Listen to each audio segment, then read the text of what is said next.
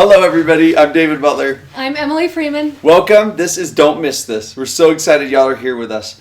Today we are talking about these chapters, Matthew 27, Mark 15, Luke 23, John 19.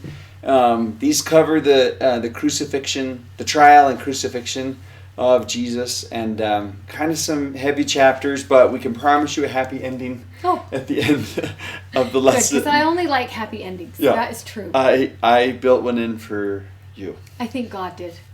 God built in a happy ending for all of us. Okay, thank you. So, we are going to kind of jump right into this and just set the scene a little bit first. Last week we ended with Jesus being arrested. In Gethsemane. And now we're going to go back into the city. And we talked about a map last time, and you might again want to look about like where he's traveling. Keep in mind, Wednesday night he spends with his friends in Bethany. Probably the last night he sleeps Immortality. Thursday is the Passover, Last Supper.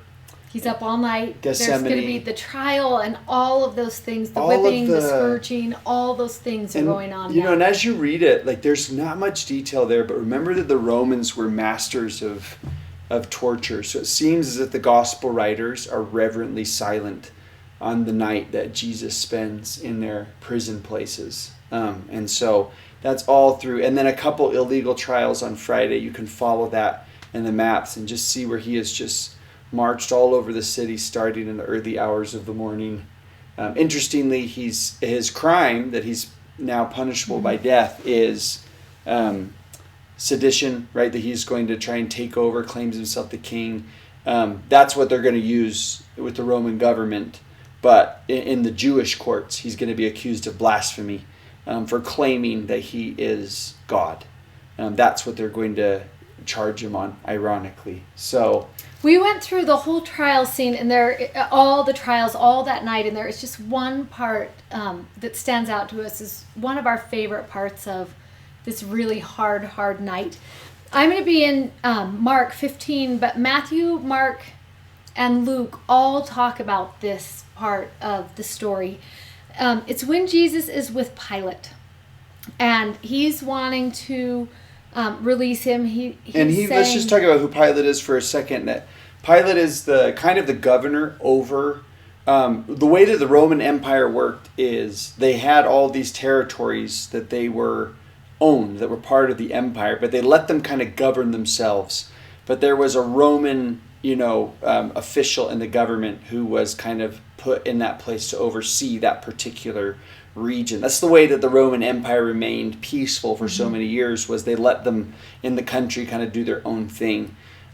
So Pilate, who doesn't live in Jerusalem, he lives over on the coast, is in Jerusalem for the Passover feast, because this is the hardest job in the whole Roman Empire, because there is so much uprising against the Roman government that he has to be in Jerusalem for the festival feast to try and maintain some peace, in there. And under Roman law and rule, the Jewish government was not allowed to execute a prisoner. They had to have Rome's blessing, Rome's permission, and that's why they're bringing Jesus to Pilate, the Roman governor. And it's interesting because now we have Pilate with Jesus, and then we've got this crowd of people. Just imagine all of these people who are filling the streets right outside. And I think to myself, you remember we just barely talked about a few weeks ago the triumphal entry and all those same people who filled the streets and who were asking the question, who is this, and the people who were saying, this is Jesus.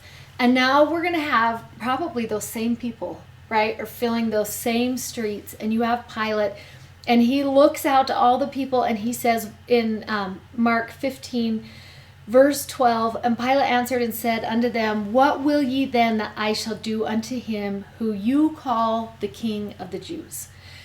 And they cried out again, crucify him. And then Pilate said unto them, why? What evil hath he done? And I love just pausing at that question right there. And I just want you to think for a minute. Think over the past 3 years.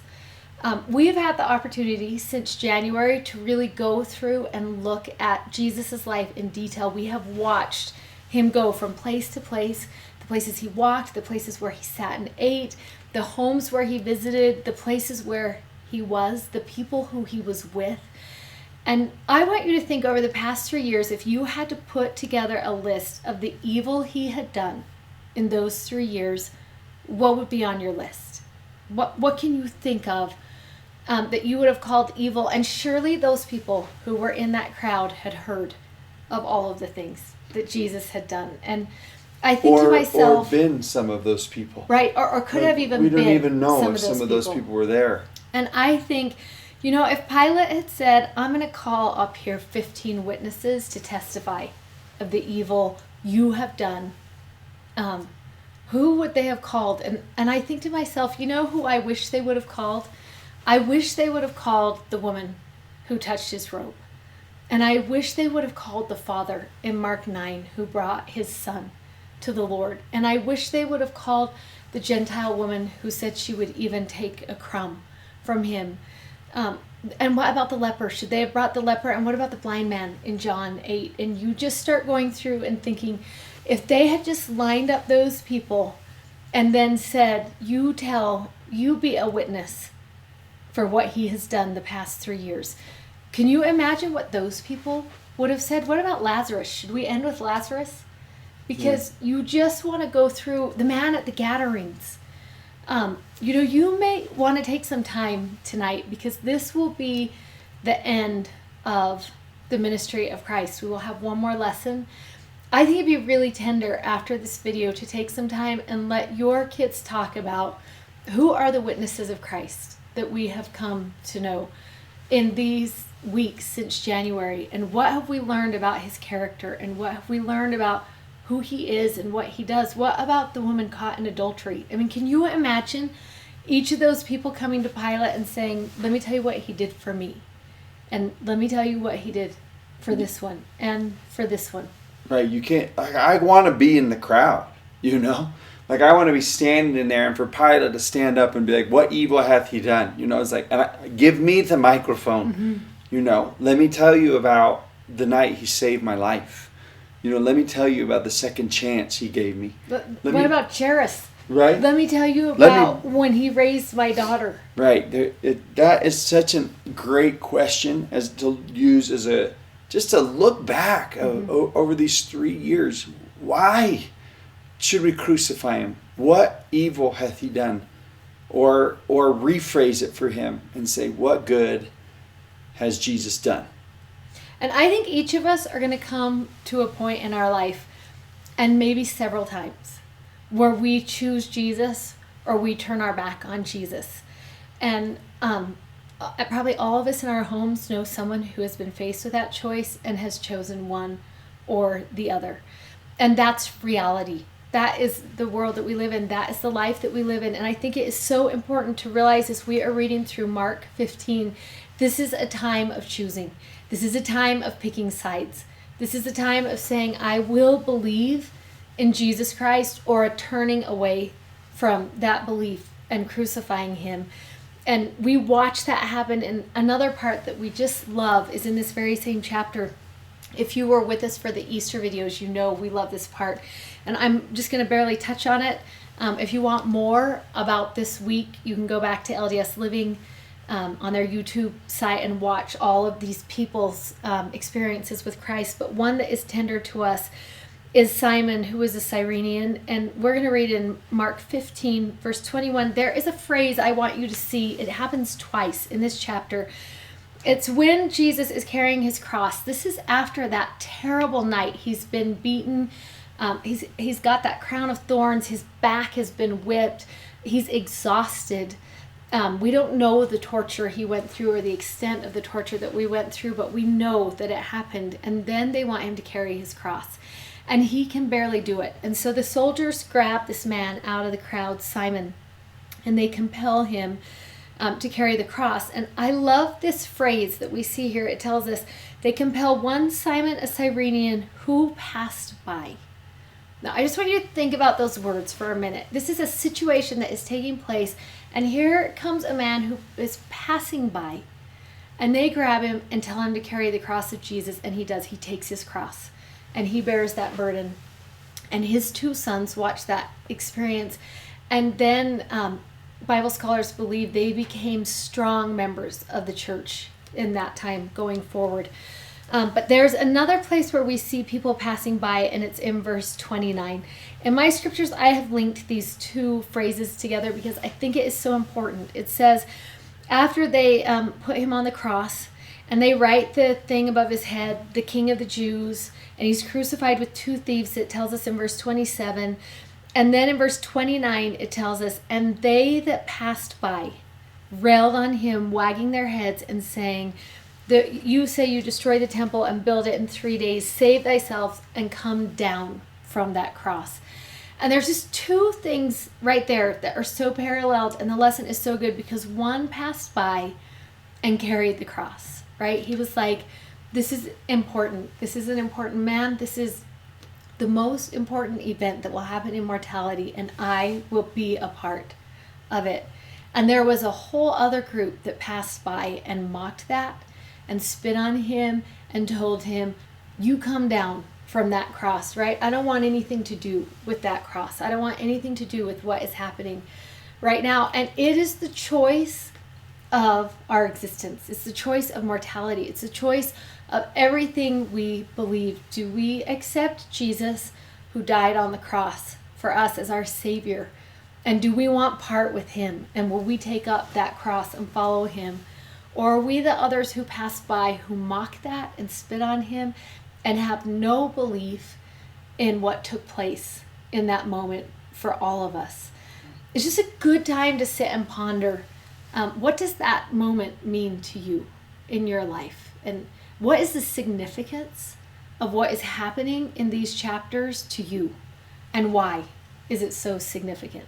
Yeah. Will I be one that carries the cross, or we might say carry his name, or one that wags my head at it, you know?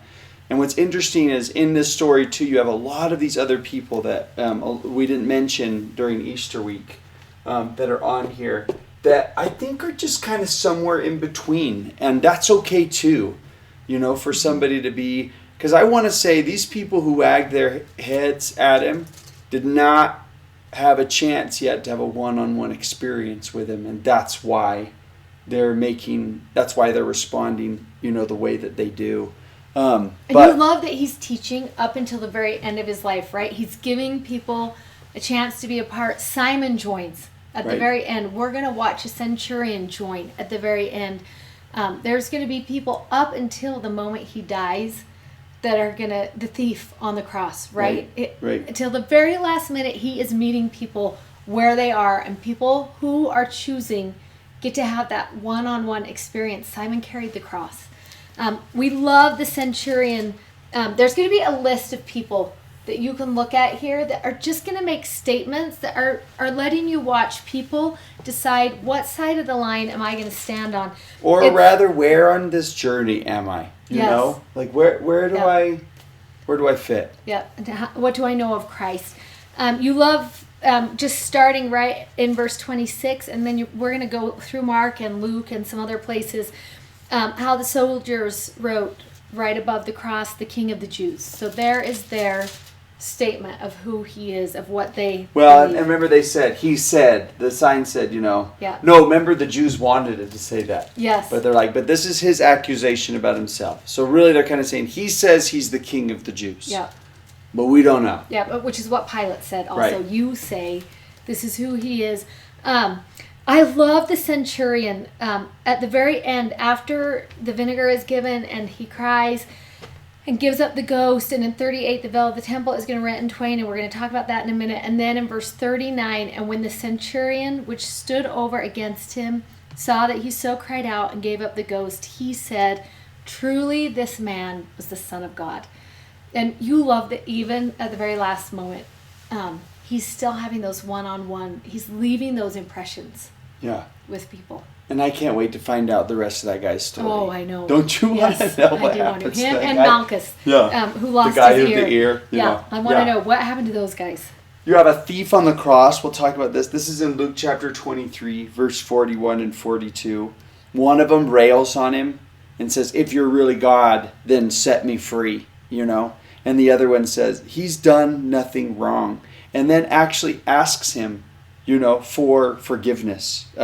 Remember me when you come and when you go into your kingdom. And that's interesting that somewhere, either before the cross or hanging on it, that man realized this is a king who will go into a kingdom, and knows that everyone else looks at him and you're like, you're the lowest criminal. The crucifixion was the worst form of punishment. It was for the lowest of criminals.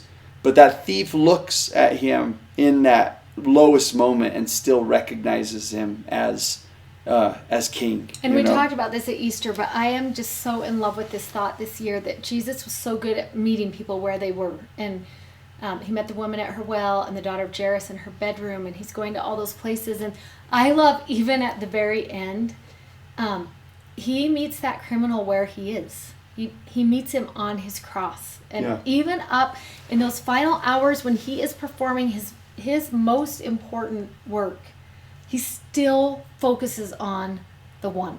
Yeah. Is there someone I can save right now? Okay, let me just stop what I'm doing for a minute and have this conversation, because this is important. He met the criminal on his cross. Yeah. And he really did meet him there, right? Because he was on his own and he knew that experience, and he just keeps testifying, I'll meet you where you are. It doesn't matter how bad it is. It doesn't matter how dark it is. It doesn't matter how much it hurts.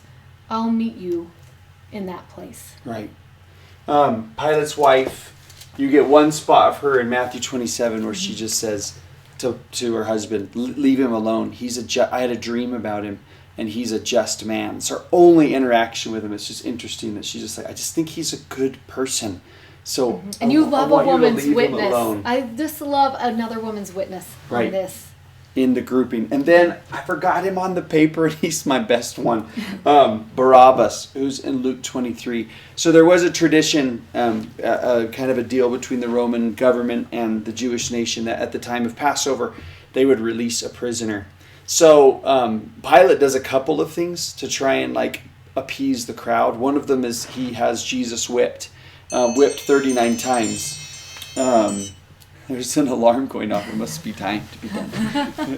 But he has him whipped 39 times, one short of 40. There was a belief that at 40 somebody would die. And hoping that him in his just beaten and bruised state, that the people would have compassion on him. That's when he says, behold the man. Or in other words, look at him. Can't you just let that be, And then that doesn't work. And one of the things he tries to do is he brings out the worst prisoner that they have. He's a murderer and a traitor to the country. And he brings him out, and his name is Barabbas. And he says, and he lines him up against Jesus. And he says, which one of these should I release? And Barabbas is a man you do not want on the streets of Jerusalem. He is a thug. He is a lowlife. Right? And the people cry and ask for Barabbas to be released instead of Jesus, And you look at that and you read the story and you're like, put Barabbas back in chains, Put him back in jail. He should be crucified for his crimes. He's the one who's deserving of it, Yeah. That's who I would be yelling, to put onto the cross. He's the one who's most deserving of it. A kidnapper, a murderer, don't bring him back onto the streets, right? Until you realize, and interesting, his name, Barabbas, means son of the Father. Isn't that an interesting name? Yes. But he, when we read that part of the story, we realize, wait a second, I'm Barabbas. Jesus is going to take, the reason my chains are going to be broken is because he is going to take the place on the cross instead of me. Right? All of us are Barabbas. We will be set free. Of the Father, or sons of the Father, set free because Jesus, right? Jesus will be treated the way Barabbas should have been treated, so that all of us can be treated like Jesus, right?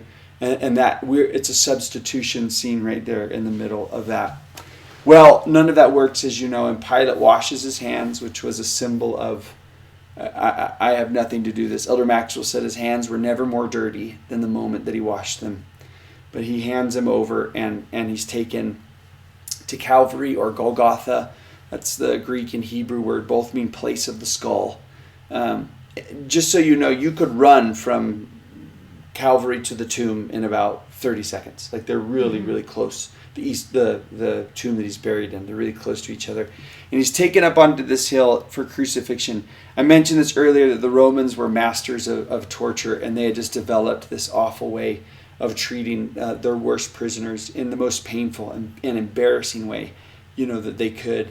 A lot of times there's these pictures of crosses that are really high up in the air, and historically they probably would have only been about 6 inches off of the ground.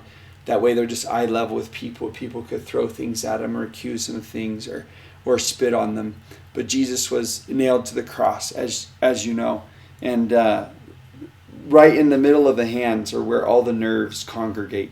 And it just would have been so painful in your hands and in the nerves in your feet. Oftentimes a nail was put into the wrist to prevent them from ripping their hand out because of the pain. But because of the nail going through the nerves in the feet, that pain was so painful, they would not want to press on their feet. So they would hang. And when they would hang, their lung cavity would collapse and they couldn't breathe. And the only way to breathe was to push off of their feet to open their lung cavity. But the pain was so excruciating on the feet that they would just drop back and forth between holding their breath up and down until finally they just couldn't. They were so exhausted they couldn't handle it anymore. And so you just have this awful scene, and you get these people who are just closest with him, who were there and who followed to the cross. That's unnamed. I don't know, but that scene is so tender. And this line from the Book of Mormon, from the book of Jacob, chapter 1, verse 8, the prophet Jacob actually says, "We would to God that all would believe in Christ and view his death." And I think that's such an interesting commission, to view his death, right? To look to that scene on the cross, to see what you're worth in his eyes. That is the symbol of God's love for the world, right there, of Jesus on the cross. And Jacob says, I want you to view that and to see that. And I was taught earlier on in my life, pointed out in the scriptures, that Jesus makes 7 statements on the cross. And he may have made more, but these are the ones that the gospel writers write, right? 7 statements on the cross. And I think that there is purpose and reason behind each of the statements that they record that he makes. What do they teach about his character? What do they teach about his mission? What do they teach about the process, right? Who he is, all of those things. So I just think that's powerful. Like, what are the 7 statements from the cross? And we left a spot for each of them. We'll kind of say a thing or two about each of them, but maybe there's just some more study and exploration, with each of those that you can look at. Let's start with this first one, Luke 23:34. This is probably the most famous line from Jesus on the cross, where he says, "Father, forgive them, for they know not what they do." And that is just, if he can forgive the Roman soldiers, that just opens the door for anybody to be forgiven. And I love his patience, I love his gentleness, and I love that he assumes and knows the very best about them. Well, and these messages give us so much hope as we're looking at each of them, because the first thing we learn is he is a God who forgives. Right. That's the number one thing, that they're even in that awful moment, that is the place he goes first, is still to that forgiving. Right. The second statement that he makes is in Luke chapter 23, and it's that one with the thief on the cross. When the thief on the cross says, "Lord, remember me when thou comest into thy kingdom," and Jesus saith unto him, "Verily I say unto thee, today shalt thou be with me in paradise." I love that we worship a God of hope. One who, in this man's being convicted of his crimes moment, when he looks like all else is a disaster and lost, he says, look forward to meeting with me in paradise. Who else in the history of the universe can turn a crucifixion scene into paradise and into hope but Jesus? And you love that he is still just breathing that hope in, right? We see there's going to be forgiveness. We see there is a place that we go after we die, and that Christ is part of that, which is so hopeful. Right. ignites in that man a change and a belief, that will be ministered to when he moves to the other side of the veil. His work's not done. We love number 3. Where he's still, it's just loving, right? He can't help it. He's still caretaking. He is still loving. He says to John, here is your mother, right? And he's not going to leave without making sure that his mom is taken care of and watched over. And you love also in that moment that his mom doesn't leave his side. She's there until the very end. And I love that about Mary. I see in her this mother. And I can't help but wonder every time we get to that part, we read in Luke 2 how Mary kept all these things and pondered them in her heart. And in my mind, I'm like, someone should have written that at the end too, because I just imagine her watching him on the cross and reliving all of his 33 years, right? All those things that she has kept, and she's still just pondering.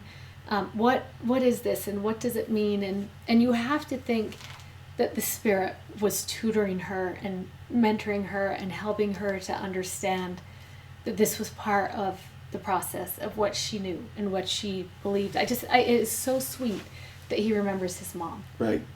A lot of people look at that scene of crucifixion and say Jesus will actually die from a broken heart. Medically, and you can't but think that maybe she almost did too.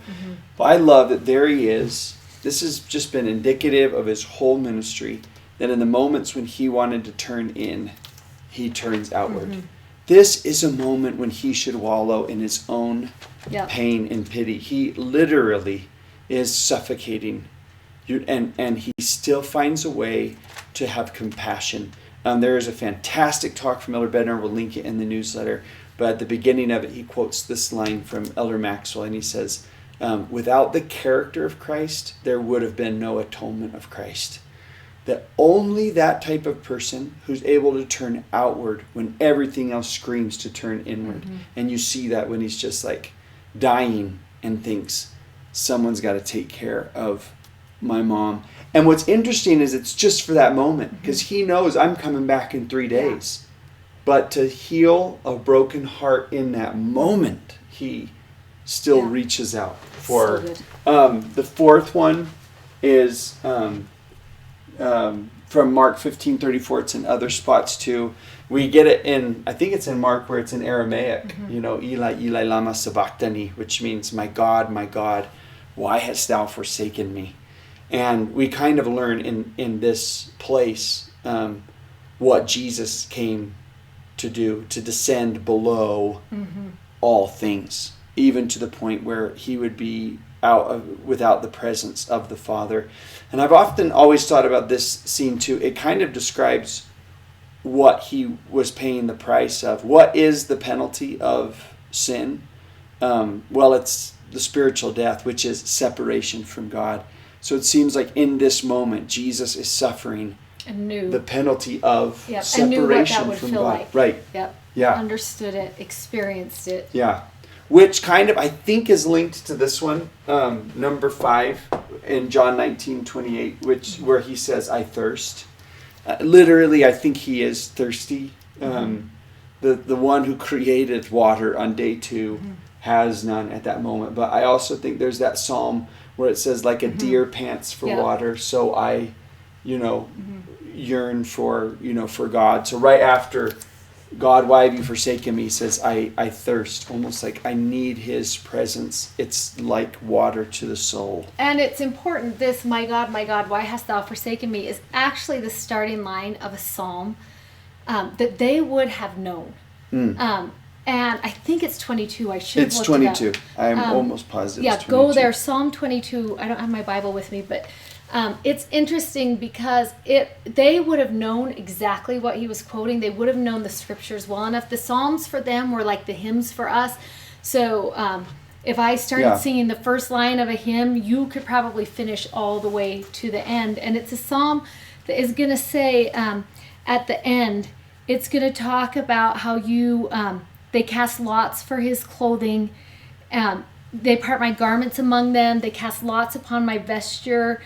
And then he's going to say at the very end, and I love this part, They shall come and shall declare his righteousness unto a people that shall be born, that he hath done this. And what is it? It's this, that he had died on the cross. And as soon as he started that phrase, they would have known immediately he had come. They had cast lots, right? They had done to his garments, and you go through there, you'll see a lot of things those who knew the scriptures well would have known.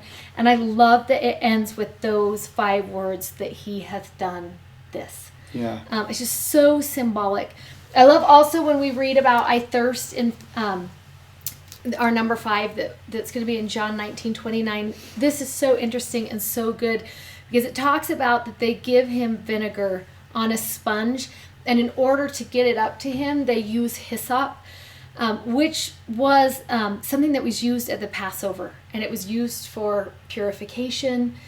So symbolic again of bringing that Passover back into these last final minutes, that it was that purification process and had to do with sacrifice. And again, we just see that symbolism taking place. Of what he's come to do, Yeah. right? Remember, these statements on the cross are teaching who he is and what he's come to do.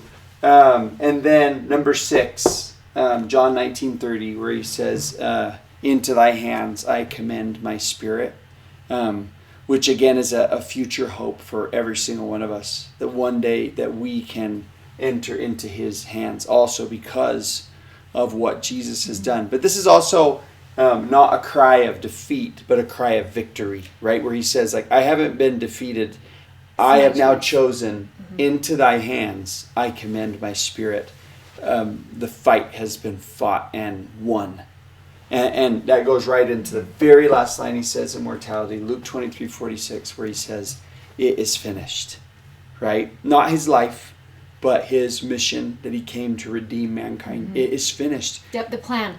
What was the plan of salvation? It was Jesus. Right.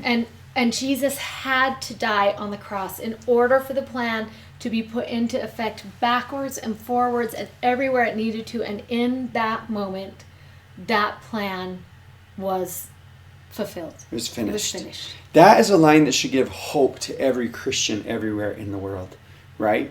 That sin, Satan, and death have been defeated. They are done. The dragon has been conquered. So whatever is happening in a person's life, they can hear that line and know, no, your battle has already been fought and won. It's finished.